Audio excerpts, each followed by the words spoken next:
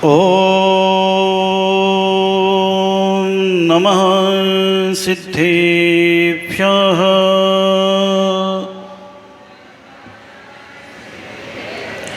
ॐ नमः सिद्धेभ्यः।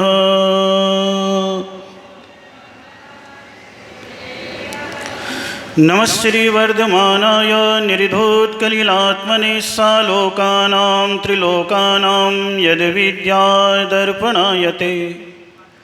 मङ्गलं भगवान् वीरो मङ्गलं गौतमो गणे मङ्गलं पुष्पदन्ताद्यो जैनधर्मोऽस्तु मङ्गलम्। बोलिए परमपिता परमेश्वर प्रथम तीर्थंकर आदिनाथ भगवान की, अंतिम तीर्थंकर विश्व प्रभु भगवान महावीर स्वामी की, अहिंसा परमो धर्म की, परम पूज्य आचार्य गुरुवर मुनि श्री 108 पुष्प दंत सागर जी महाराज की।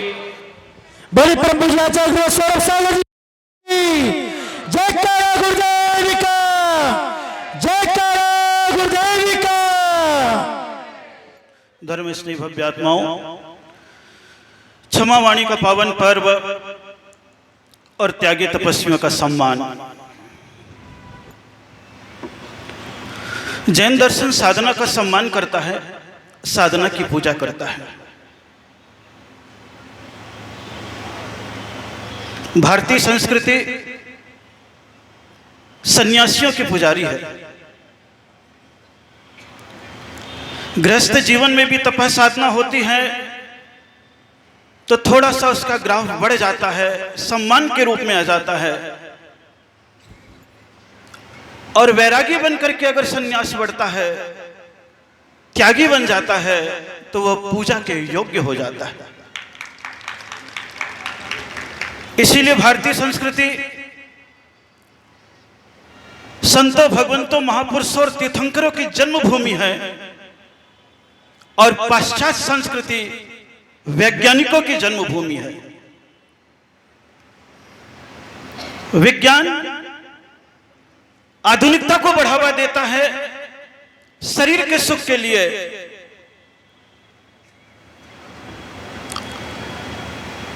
और जैन धर्म अध्यात्म को विकसित करता है आत्मिक सुख को प्राप्त करने के लिए। दोनों सुखों की चेष्टा के लिए ही मनुष्य का सारा पुरुषार्थ होता है।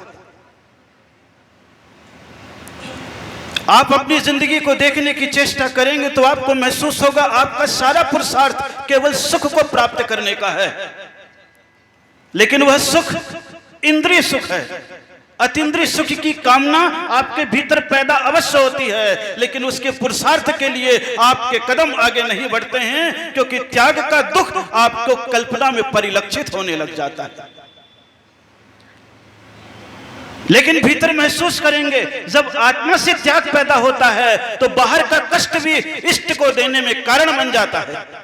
इसलिए जो इष्ट को देने में कारण बने, उस कष्ट की स्वीकृति के लिए हमें भयभीत नहीं होना चाहिए।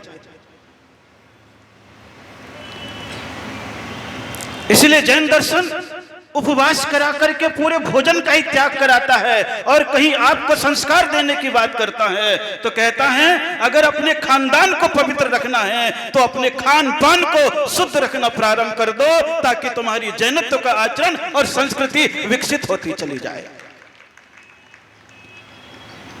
अभी आप इसलिए सुन भी रहे थे कि विदेश में भी जाते हैं तो जैनियों के आचरण का सम्मान है। सम्मान व्यक्ति का नहीं है, आचरण का है। और जैन संस्कृति की विशेषता है, जैन किसी व्यक्ति का नाम नहीं है, जैन आचरण का नाम है। इसलिए अगर आप समूह भीड़ को देखते हैं तो कहते हैं जन समूह एकत्रित हुआ है, लेकिन उसी में केवल 2 मात्रा लग जाती है। जन के ऊपर ही 2 मात्रा लग गई है, और जैसी जन के ऊपर 2 मात्रा लग गई, वो 2 मात्रा और किसी चीज की नहीं होती है। जहां अच्छे आचार और अच्छे विचार की 2 मात्राएं लग जाती हैं, बस वही जन जैन के रूप में परिवर्तित हो जाता है। इसलिए अतीत के जमाने को आप देखने की चेष्टा करेंगे तो महसूस करेंगे, अतीत के जमाने में पैदाइशी जैन को जैन नहीं माना जाता था, लेकिन जो जिनेंद्र भगवान की वंदना कर रहा है, महामंत्र नमोकार पढ़ रहा है, मद्यमसु मांस का त्याग है, रात्रि भोजन का त्याग है, निरंतर संतों की सेवा कर रहा है, परोपकार की वृत्ति है, सेवा की वृत्ति है, उसे ही हम लोग जैन स्वीकार कर लेते थे और जैनत्व के शिखर पर विराजमान करने की चेष्टा करते थे। आज जैनत्व की संस्कृति के विकास के लिए ही आगे बढ़ना है। इसलिए अभी एक वक्ता और कह रहे थे कि हाँ, जैनत्व की संस्कृति तो पैदा हुई है, हम जैनत्व के बाह्य कारण तो कर लेते हैं, लेकिन भीतर से हमारा, आइए निशांत जी, आइए आइए,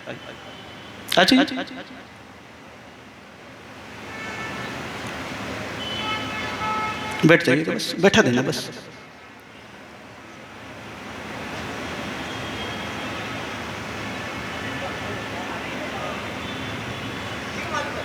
बैठो।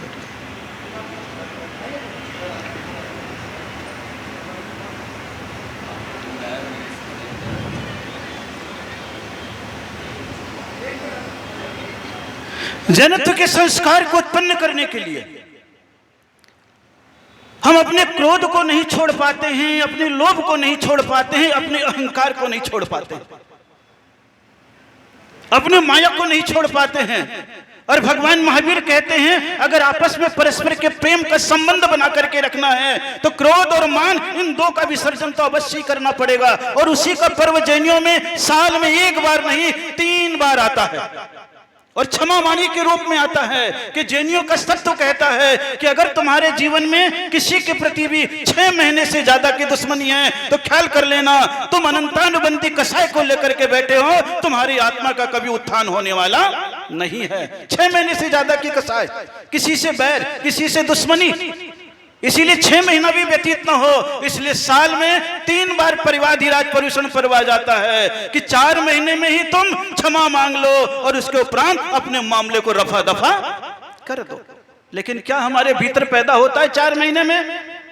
नहीं होता है। 4 महीने में नहीं होता है, 6 महीने में भी नहीं होता है, क्योंकि जब आपके पास क्रोध होता है तब आपके पास कोई नहीं आता है, और जब आपके पास मान होता है तो आप किसी के पास जाना नहीं चाहते, और जहां आना और जाना बंद हो जाता है वहां कसाई की गांठ बनना प्रारंभ हो जाती है। इसलिए आना और जाना कभी बंद नहीं करना है। और क्षमा का अर्थ भी यही होता है कि तुम्हारे भीतर दूसरे की स्वीकृति प्रारंभ हो जाए। जैसे हमें कोई कष्ट पसंद नहीं है वैसे दूसरे को भी कोई कष्ट पसंद नहीं है। यह जैनियों का सूत्र है विशेष रूप से। और ये कसाय करने के उपरांत जिंदगी भी व्यतीत हो जाएगी, लड़ते झगड़ते भी रहोगे तो आखिरी में तुम्हें क्या करना पड़ेगा। अभी कोर्ट की भी बात कर रहे थे तो आप महसूस करते हैं कोर्ट में, अदालत में कितना भी लड़ लो अंत में समझौता ही करना पड़ता है, अंतिम समाधान समझौता है। और महावीर कहते हैं कसाय पैदा हो, थोड़ी देर में ही आपस में समझौता करके जय जिनेंद्र कर लो तो तुम्हारी कसाय, तुम्हारा धन, तुम्हारा व्यवहार का कभी व्यय होने वाला नहीं है। इसलिए आज ख्याल करो, अपने जीवन में क्षमा मानी के दिन ऐसे भाव पैदा कर लो जिसकी खुशबू से महक जाए पड़ोसी का भी घर, जिसकी खुशबू से महक जाए पड़ोसी का भी घर। ऐसे फूल घर में लगाया करो। दोस्तों से तो रोज हाथ मिलाते हो, कभी दुश्मन को भी गले लगाया करो, उसी का नाम है क्षमा मानी। मित्रों से, अपनों से जय जिनेंद्र करना क्षमा नहीं है। कहीं तुम्हारे भीतर दुश्मनी पैदा हो गई है, दुनिया से नहीं, अभी तो हम जैन हैं तो जैन से भी दुश्मनी की दीवार खड़ी रहती है। हर चीज में कमियां निकालते हैं, लेकिन ये सोच करके बैठना दूसरे की कमी निकालने के लिए तो भेजा चाहिए, लेकिन अपनी गलती स्वीकारने के लिए बहुत बड़ा कलेजा चाहिए। और जब तुम्हारे भीतर कलेजा नहीं है तो तुम अपराध का ही विस्तार करोगे और अपराधी को ही जन्म दोगे। अपराधी की उम्र तो बहुत कम होती है, लेकिन अपराध की उम्र बहुत लंबी होती है। महावीर की दृष्टि में तो 10-10 भाव तक अपराध चलता रहता है। अपराधी तो उसी भाव में मिट जाता है, उसकी पर्याय बदल जाती है, लेकिन अपराधी जिंदगी भर रहता है। लेकिन महावीर कहते स्वभाव में आओ, केवल शास्त्र पढ़ करके स्वभाव विभाव मत सोचो। तुम्हारा स्वभाव क्या है, तुम्हारा स्वभाव तो स्वयं को पाने का है, तुम्हारा स्वभाव मित्रता का है, तुम्हारा स्वभाव स्वीकृति का है, तुम्हारा स्वभाव एक दूसरे में घुलने मिलने का है। इसलिए जब कोई जीव यहाँ से सिद्धालय जाता है तो जो जीव सिद्धालय में बैठा हुआ है उसके भीतर भी प्रवेश कर जाता है तो उस सिद्ध को भी कष्ट नहीं होता है। दीपक का प्रकाश रोशनी में एक दूसरे से मिल जाता है, प्रकाश का विस्तार ही करता है, कहीं एक दूसरे के लिए बाधक नहीं बनता है। समाज में रहें, समाज का आनंद लें, धर्म का विस्तार करें, विकास करें, तो भीतर सोचते रहें, हे प्रभु क्षमा वाणी आई है आज, तो हमारे भीतर क्षमा का गुण पैदा होना चाहिए। और क्षमा का गुण ऐसा पैदा हो जाए कि मन में भाव पैदा हो जाए कि क्षमा से खोए हुए लोगों को अपना लो, क्षमा से खोए हुए लोगों को अपना लो और उसके उपरांत अपने जीवन को भी संभाल लो, दूसरे को भी अपना लो और अपने आप को भी संभाल लो। अगर आपने दूसरे को नहीं अपनाया तो आपके भीतर की कसक जिंदगी भर आपके भीतर सालती रहेगी। जैसे शरीर में कांटा चुभ जाता है तो निरंतर लप लप करके चारों ओर मवाद को पैदा कर देता है। जिंदगी मिली है, महावीर का धर्म केवल क्षमा का धर्म है, इसलिए परवाधिराज परुषण परवाया, तो इसका नींव भी क्षमा धर्म से प्रारंभ हुई और इसका कलशारोहण भी क्षमा वाणी से अंतिम समापन किया गया है। नींव भी क्षमा है, पहला धर्म भी कौन सा है? क्षमा, और अंतिम धर्म भी कौन सा है? क्षमा ही है, दोनों क्षमा है। और जहां क्षमा से क्षमा का मिलन हो जाता है बस वहीं पर तुम्हारा जीवन का उत्थान हो जाता है। क्षमा तो शब्द तुमसे स्वयं कह रहा है। क्षमा दो ही अक्षर हैं, छ यानी क्षय करना और मा यानी मान का। जहां तुम्हारे मान का क्षय हो जाता है बस वहीं पर क्षमा पैदा हो जाती है, क्षमा वाणी पैदा हो जाती है। मान का क्षय होना चाहिए, भीतर के अहंकार का क्षय होना चाहिए, और जब तक अहंकार का क्षय नहीं है तब तक ओंकार से परिचय होने वाला नहीं है। परमेष्टि के चरणों में भी आ जाएंगे लेकिन परम इष्ट को पाने की शक्ति हमारे भीतर पैदा नहीं हो पाएगी। मनुष्य का स्वभाव है अपने आप को संभालने का, जानवर का नहीं है। एक जगह बिच्छू चला जा रहा था और बिच्छू जैसे गया तो संत के मन में करुणा पैदा हुई कि ये पानी में डूब रहा है, और जैसे पानी में डूबते हुए बिच्छू को निकाला, बिच्छू ने अपना डंक मार दिया, हाथ झटक गया, फिर वो नीचे गिरा, फिर संत गए, फिर उसे उठाया, फिर डंक मार दिया, फिर वो थोड़ा गिर गया, तिबारा गए, फिर उसके उपरांत उसने जैसे उठाया तो डंक मारा, और जैसे ही डंक मारा फिर वो नीचे गिरने लगा तो सामने खड़ा हुआ व्यक्ति बोलने लग गया, अरे महात्मन जी आप ये क्या कर रहे हो? वो बार बार आप उसको बचाने के लिए जाते हो, वो डंक मारता है, इसलिए आप उसे छोड़ दो।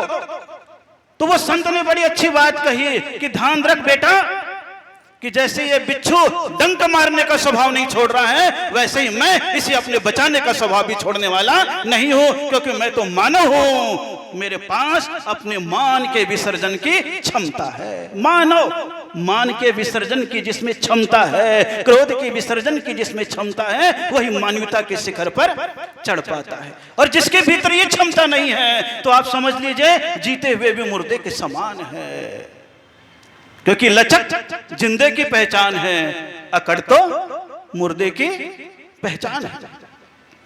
मुर्दा अकड़ जाता है और जिंदा के भीतर लचक रहती है, इसलिए भीतर से नमन पैदा कराया जाता है। और वो नमन का भाव, वो विनम्रता का भाव, वो जुड़ने का भाव बचपन से ही दिया जाता है, बुढ़ापे में नहीं दिया जाता है। आप 45 दिन के होते हो और जरा सा बोलने सीखते हो तो बोलने के साथ ही आपसे कहा जाता है नमो अरिहंताड़म, यानी झुको। और एक बार नहीं झुकाया गया है, 5 बार झुकाया गया है। अरिहंत को भी, सिद्ध को भी, आचार्य को भी, उपाध्याय को भी और साधु को भी। कितने बार झुकाया गया है? 5 बार। और 5 बार भी नहीं, 108 बार बुलवाते हैं, ताकि तुम्हारे भीतर कौन से भाव पैदा हो जाए? झुकने के भाव पैदा हो जाए। और क्षमा वाणी का अर्थ ही होता है केवल तुम आपस में झुकना सीख लो। हर जगह तुम्हारे पास क्रोध का निमित्त मिलेगा। क्रोध तो सबसे पहले बुद्धि पे अटैक करेगा और तुम्हारी सोचने और समझने की क्षमता को समाप्त कर देगा, और मान अति सोचना प्रारंभ कर देगा तो तुम अपने भीतर के बर्फ को गलाने की चेष्टा नहीं करोगे। दोनों चीजें होती है, इसलिए संबंध क्रोध और मान का ही है, इसके अलावा और किसी चीज का नहीं है। लोभ तो उसमें कारण बनता है, माया उसको और अग्नि दे देती है, लेकिन भीतर तुम्हारा अहंकार, तुम्हारी अपेक्षा ही एक दूसरी वस्तु को स्वीकार करती चली जाती है। आज मैं आया हूं, 11 बजने को है, लंबा समय हो गया है और भी अभी आपके कार्यक्रम चलने हैं। निश्चित रूप से राजस्थान जैन सभा यहाँ पर आई और बहुत पहले से निवेदन था, जब मैं प्रताप नगर में चातुर्मास कर रहा था तब वीर शासन जयंती, लेकिन वहां पर बड़ा कार्यक्रम का आयोजन था, लेकिन वीर शासन जयंती को तो इनके कार्यक्रम में सम्मिलित नहीं हो सका, लेकिन क्षमा वीरस्य भूषणम, वीर का ही जो धर्म क्षमा वाणी था, आज यहाँ पर उपस्थित हो गया हूँ। राजस्थान की जनसभा ने बहुत सारी बातें कही कि सेवा के माध्यम से, चिकित्सा के माध्यम से, जिनालय के माध्यम से, चोरी की घटनाओं के माध्यम से, अपराध की घटनाओं के माध्यम से जो भी चीजें होती हैं, राजस्थान जनसभा जो आपके जयपुर नगर की सबसे बड़ी सभा मानी जाती है, सारे प्रयासरत है। क्योंकि मेरा तो पहला परिचय है अभी सबसे, प्रताप नगर से निकल करके फिर इधर भट्टारक की नस्या के पास तक आया हूं और आप सभी जन समाज को देख रहा हूं। निश्चित रूप से समाज जब संगठित हो जाती है, अपने अपने अहम और क्रोध और द्वेष को छोड़ करके एकत्रित हो जाती है, तो वही फैली हुई अंगुली मुट्ठी के रूप में बंद हो जाती है। और जब मुट्ठी के रूप में बंद होती है, उसकी ताकत समाज में नहीं, शासन और प्रशासन में भी दिखना प्रारंभ हो जाता है। क्योंकि अब सभी लोग जानते हैं कि अब शासन और प्रशासन सिर की गिनती करता है, आपके अन्य चीजों की गणना नहीं करता है। कितना स्ट्रेंथ है, कितना वोट है, कितना हुजूम है, कितनी जनता है, उसके साथ ही, जनता के साथ ही समाज का काम भी बनता है, अन्यथा मिटता चला जाता है। ये प्रयास इनका बहुत आनंददायी है, आगे बढ़ते चले जाए ताकि इनके जीवन में यह धर्म कार्य भी निरंतर बढ़ता चला जाए। और वो एकता तभी आएगी जब हमारे भीतर आपस में मिलने की क्षमता पैदा हो जाएगी। अगर हमारे भीतर मिलने की क्षमता नहीं है तो ख्याल कीजिएगा, हम पृथक रहते हैं तो हमारी शक्ति स्वयं भी कमजोर होती है। ये बात आप सब जानते हैं, लेकिन उसके उपरांत भी क्षमा वाणी आ जाती। जय जिनेंद्र साहब, क्या जय जिनेंद्र साहब, आपका मुख तो बोलता है लेकिन आपका मन नहीं बोलता है। जब तक मन और मुख में भेद रहेगा तब तक हम अभेद रूप से एकत्रित नहीं हो सकते हैं। लेकिन फिर भी चल रहा है आनंद के साथ। जरा जैन सभा, सुभाष जी यहाँ पर, मनीष जी और कौन कौन थे, विनोद जी और भी कई लोग थे जिनके नाम तो नहीं जानता हूँ मैं, लेकिन सब लोगों को बहुत बहुत मंगलमय आशीर्वाद है। यहाँ पर सुधांशु जी काशलीवाल जो महावीर जी को संभाल रहे हैं।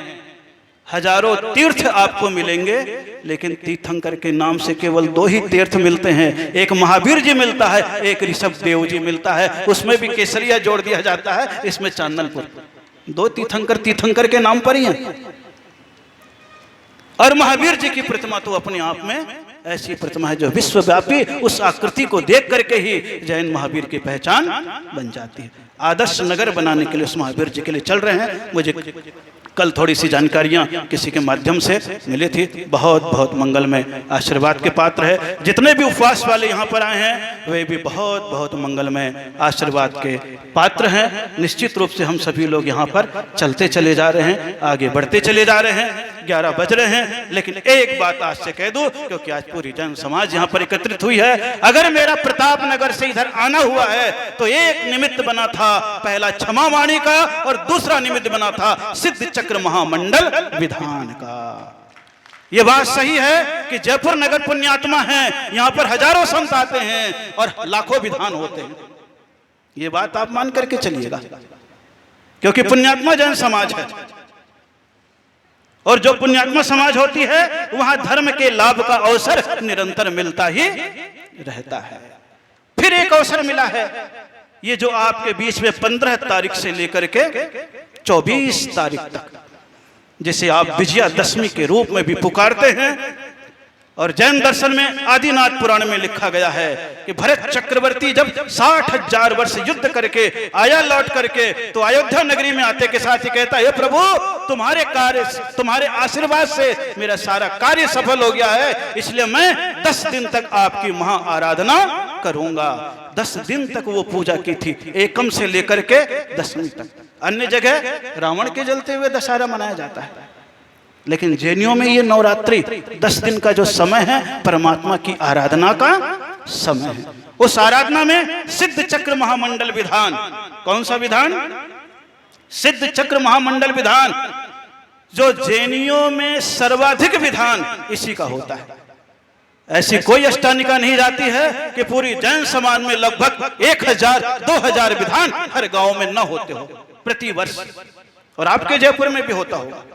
लेकिन अब की बार इस नवरात्रि के समय एक वर्षा योग के तहत भाव जगा कि सिद्ध चक्र मंडल विधान यहाँ पर किया जाए।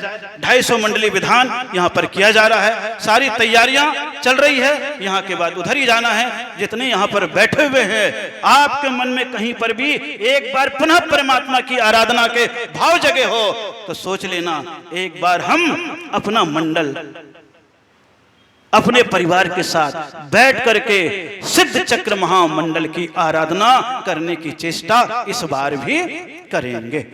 एक बार सोच लेना, जब बैठेंगे तब आपको उसका आनंद, उसकी भावनाएं, वैसे तो आपको सब मालूम है, क्योंकि अब जैनियों को ज्ञान देने की आवश्यकता कम है, केवल सूचना देने की आवश्यकता ज्यादा है। क्योंकि ज्ञान तो व्हाट्सएप में आपको बहुत मिल जाता है। क्या मिल जाता है? ज्ञान। अपने भेजा में कुछ है नहीं, दूसरे का भेजा हुआ आ जाता है, इसलिए आपका भेजा खाता है और कुछ नहीं खाता है। लेकिन सूचना जरूर दे रहा हूं, आपके भीतर एक भाव पैदा हो जाए, ताकि फिर यहां पर सिद्ध चक्र महामंडल विधान यहां पर हो, ताकि एक आनंद की अनुभूति। मुझे ऐसा लगे कि जयपुर का जो नाम सुना है, किसका नाम सुना है? जयपुर का जो नाम सुना है, वैसा आनंद, वैसी झलक मुझे दिखाई पड़ने लगे। जैसे आज राजस्थान जनसभा कार्यक्रम कर रही है, तो पूरी जन समाज उपस्थित होकर के यहाँ पर लाभ ले रही है। अभी तो इतनी है, लेकिन जयपुर तो बहुत विशाल है, और विशालता की ये विशालता हर कार्यक्रम में आपकी होती रहती है। तो निश्चित रूप से क्षमा मांगे और क्षमा करें। जो जैन दर्शन का सूत्र है, खम्मामी सव्वे जीवाणम सव्वे जीवा खमंत में मिट्टी में सब भूयेसु वैरम मध्यम न केणवी। हे प्रभु, मैं सभी जीवों को क्षमा करता हूँ, सभी जीवों से क्षमा चाहता हूँ, करता भी हूँ और चाहता भी हूँ। 2 बातें हैं जैन दर्शन में। कितनी बातें हैं?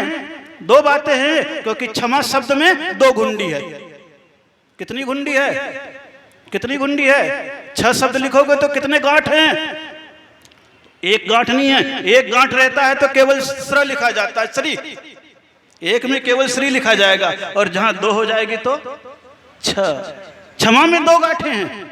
वो आपसे कहता है, सामने वाले की एक गांठ है और तुम्हारी एक गांठ है। जब ये दोनों गांठ खुल जाएगी तो क्षमा तुम्हारे भीतर पैदा होने लग जाएगी।